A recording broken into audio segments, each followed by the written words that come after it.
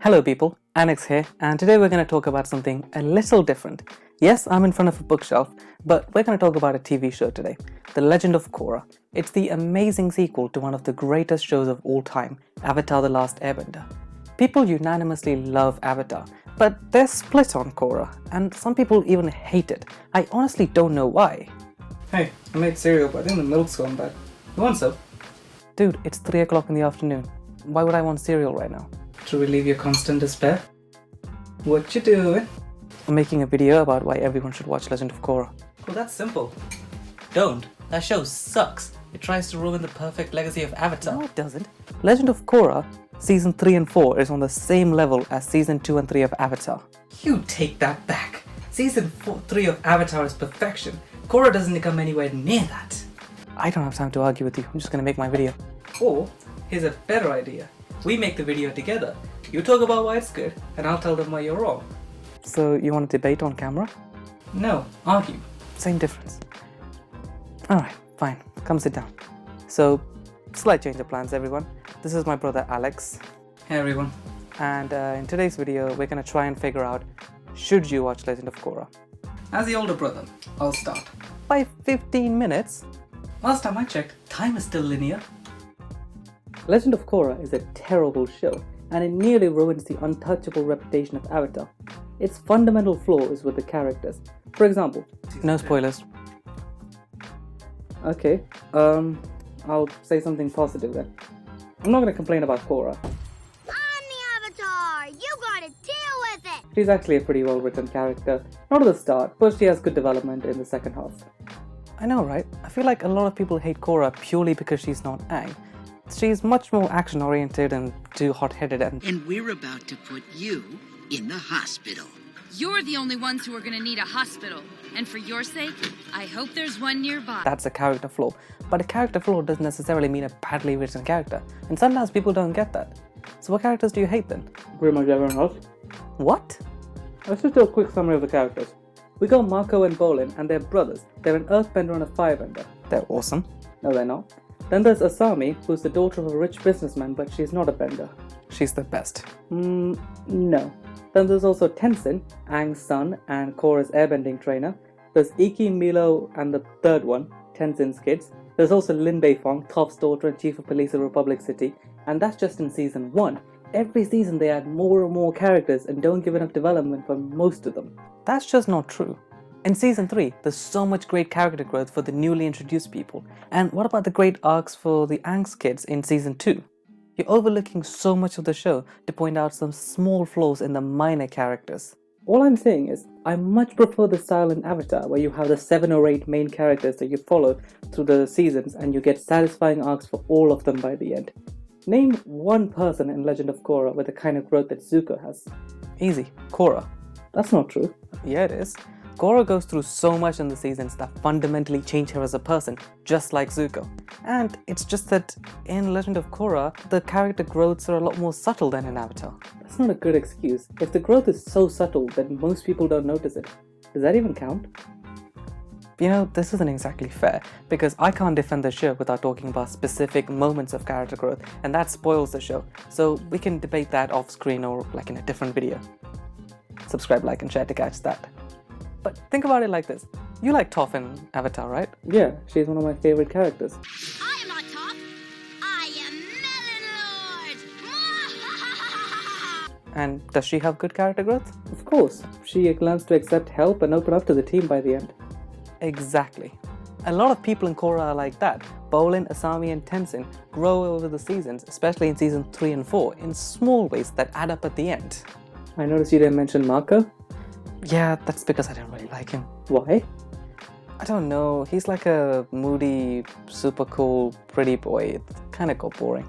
Wow, I thought you loved the show. No, just because there's one boring character doesn't mean that I hate the show full of really good other characters. But that's assuming Marco's the only problem with the show. What about the dumb love triangles? Mako and Korra, Mako and Asami, Bolin and Korra, they just kept going at it for so long and it got so boring. Yeah, no, I agree with you on that. Love triangles generally aren't a great storytelling device, so I got bored with it eventually as well. But what about the end result of that storyline? Huh? You know, in season 3 and 4. Oh, yeah, it ended really well, didn't it? I was happy with that. I know, I think if anything, they held back too much. Yeah, you're right, but that's probably Nickelodeon's fault. Yeah, probably. And I wanted to see what happened after that last shot. You know, another episode. Aren't there comics set after season 4? Oh, yeah, because I could totally afford those. That's rough, buddy. Let's move on. What do you think about the world building? I really like that it moved on from the 1600 sort of setting. Not a lot of fantasy stuff actually show advancements in technology. I think they combine...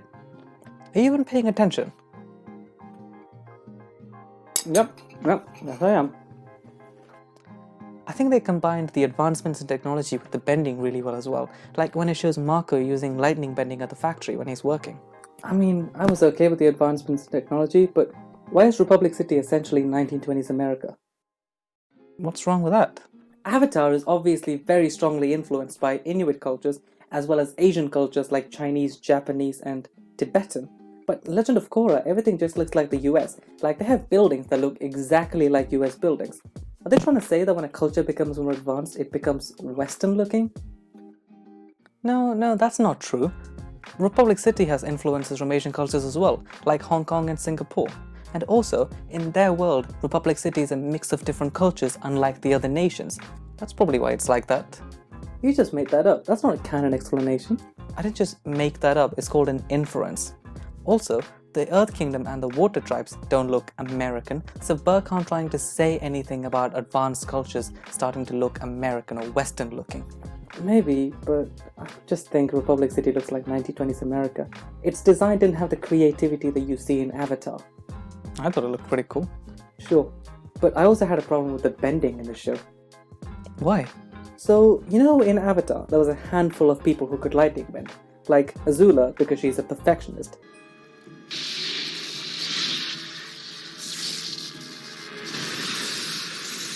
And Iroh, because he's the best.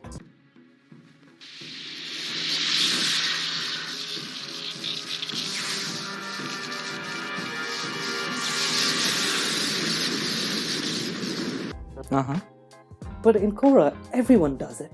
There's random firebenders that work in a factory that do it to power up contraption thingamajig. In Avatar, it felt so special and powerful, but in Korra, it just feels like any other bending move.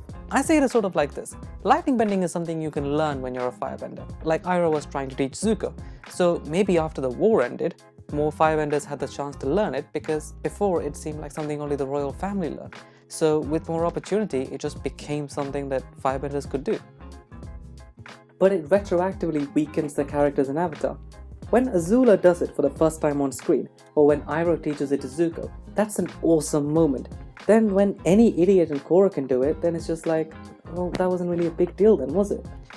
Even if you're right, which you are not, that's such a minor thing. It doesn't ruin a show. No, obviously it's not just that one fault.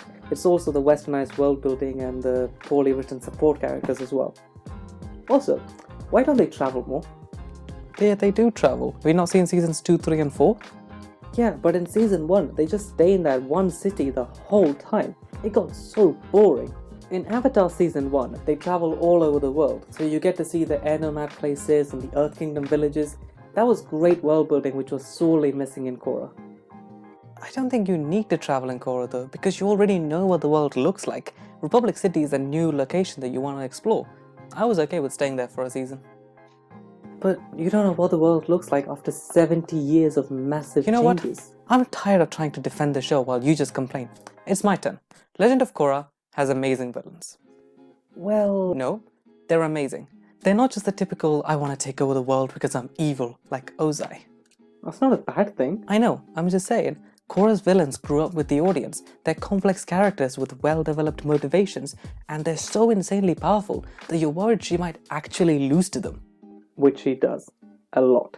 I'm not complaining, I'm just saying. The villains and Korra's relationship with them that makes her grow is one of my favorite parts of the show. You have to agree with me on that. I'll admit season 3 has a good villain. It has the best villain in all 7 seasons. I don't know about that. Some character called Azula comes to mind. All the other villains in Korra were pretty mediocre. How can you say that? The most important quality for a villain is that they need to challenge the hero in multiple ways and cause them to grow in the process. All the villains in Korra do that, so they're all perfect. But even the one in season 2? I mean, he's not my favorite, but he does have some pretty good motivations. Kind of. And he has a significant impact on the show, so he's still pretty good. Oh, I so want to talk about season 2. There are so many problems I can point out. No, this is non-spoilers. We'll do that in a later video. Subscribe, like, and please give me attention. One last thing. The animation, the cinematography, the music of Korra, it's all amazing. Yeah, I can't argue with you on that one. That one scene when the leaf goes to the spinny things, that was so cool. And the action looks amazing too. I know, right? Like, the bending battles are so good. It's elevated above pretty much most fights in Avatar. Yeah, that's true.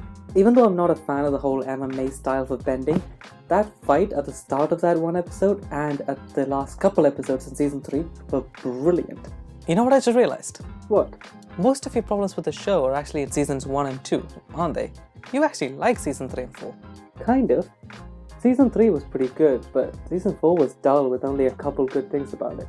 Also, a sequel to Avatar shouldn't just be good, and Avatar itself is incredible. Maybe you should stop comparing it to Avatar and see it as its own show? How can I do that when it's literally a direct sequel to the Avatar made by the same people? That's a whole other discussion. Let's just wrap up. I think everyone should watch all of Legend of Korra. It's got its low moments, but overall, it's pretty fantastic. Season 1 is great, Season 2 is good, Season 3 is phenomenal, and Season 4 is brilliant. Great review scale. Shut up. So definitely check it out once you've seen Avatar. What do you think? I watched the whole show because people kept telling me Season 3 and 4 were brilliant. But honestly, I don't know if sitting through Season 1 and then suffering through Season 2 was worth it for one great and one mediocre season. If you have spare 20 hours in your life, then sure, go for it, but it's not going to be a strong recommendation for me. There's so many better things to watch on Netflix. At least I changed your mind from the start. I can't believe you were sick everywhere. Your cereal? I didn't tell you to eat it. Just finish the video. Alright people, if you enjoyed that, then there's another It's a debate. argument between the two of us on the channel about The Alchemist. Check that out. He also has some other reviews as well on there on his own. They're pretty fun too. Don't forget to subscribe, like and share. Instagram, Twitter, Goodreads, all down there. Comment your thoughts on the video down below. Till next week. See ya.